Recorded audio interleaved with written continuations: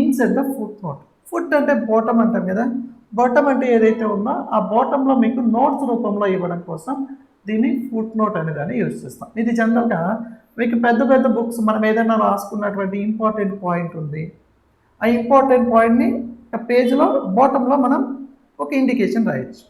లేదా మనం ఏదైనా ఒక ఆథర్ రాసినటువంటి కంటెంట్ని మనం కలెక్ట్ చేసుకున్నా దాన్ని కింద రాసుకోవడానికి పెట్టుకోవచ్చు.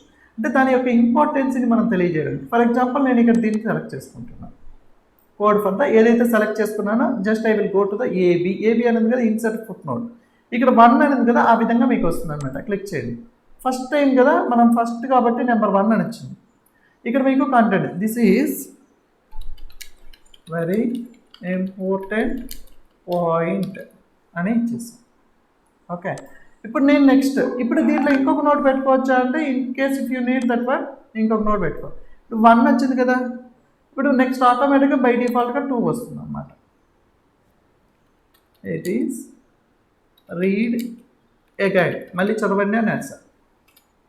ఓకే, నెక్స్ట్ ఇంకొకటి ఎక్కడైనా ఇక్కడే ఇంకొక దానికి ఇవ్వాలి అనుకోండి. ఇప్పుడు మీకు ఆటోమేటిక్గా ఇక్కడ మీరు ఏం రాయాలంటే రాయండి. So this is collected from duplication.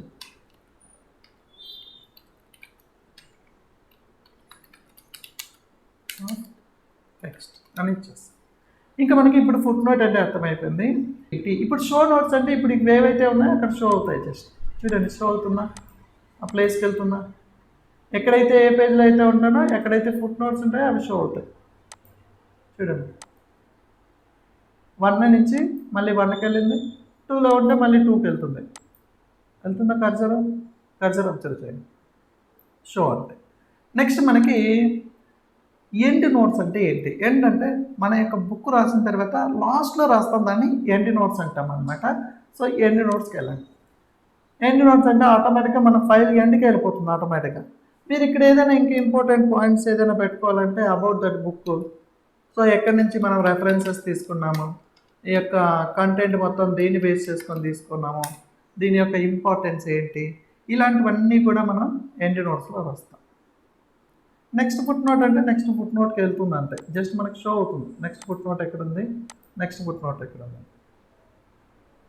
షోలోనే ఇప్పుడు మనకి లాస్ట్ ఇదే కదా ఫుట్ నోట్, అలాగే మనకి ఎక్కడైతే ఉంటుందో ఆ నోట్స్లోకి వెళ్ళి షో అవుతుంది. ఇలాగ మనకి ఈ యొక్క ఫుట్ నోట్స్ అనేది